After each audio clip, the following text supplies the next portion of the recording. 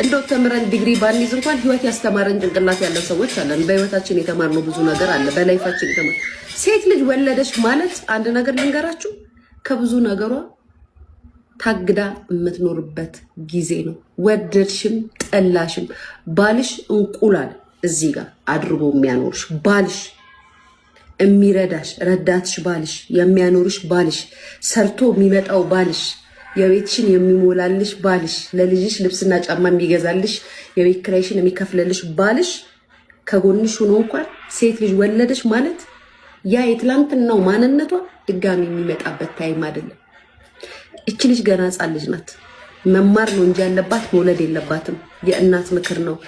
ልጅ ሀብትን ያደርጋል። ልጅ የፈጣሪ ስጦታ ነው። እግዚአብሔር ሲወድሽና ሲፈቅድልሽ እግዚአብሔር ሲል ልጅ ይሰጥሻል።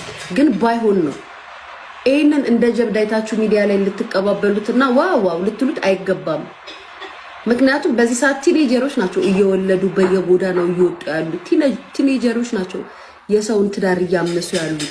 ቲኔጀሮች ናቸው ያለ እድሜያቸው ከእድሜያቸው በላይ ሆነው የሚኖሩት ምንድነው ስነ ስርዓት የሌላቸው በጣም የሚያስጠላው ህጻናቶች ናቸው። ሶሻል ሚዲያ ላይ በሚታይ እንደዚህ አይነት ነገር ሶሻል ሚዲያ ላይ የሚታየው ነገር በጣም ያስጠላል እና ደጋፊው ይበዛል። ላይክ እንደዚህ እንዝላልነትን የሚደግፍ ይበዛል።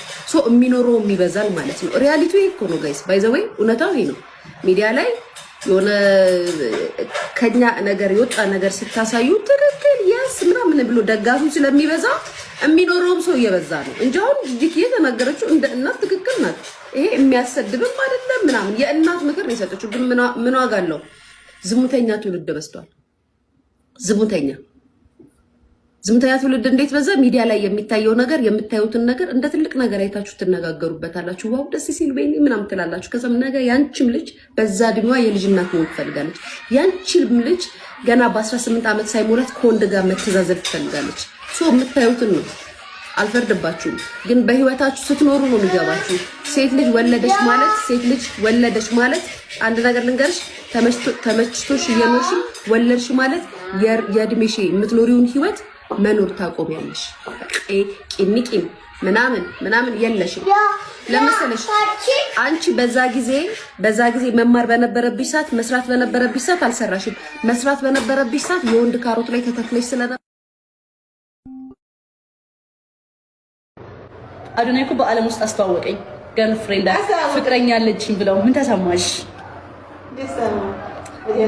ኮራሽብኝ? ቴንክ ዩ ማሚ። ከወለጋ ተደወለልሽ?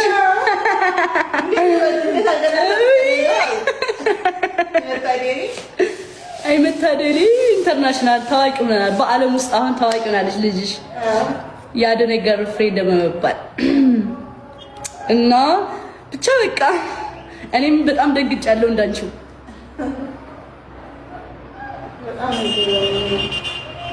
ጥሩ ሰው ነው አዶናይ። በጣም ትወጂዋለሽ?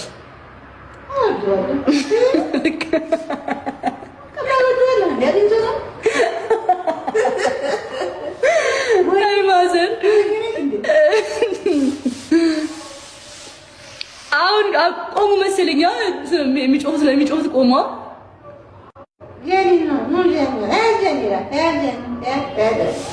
ዝም ብሎ ጃኒ ነው የሚለው። መታደል እኮ ነው።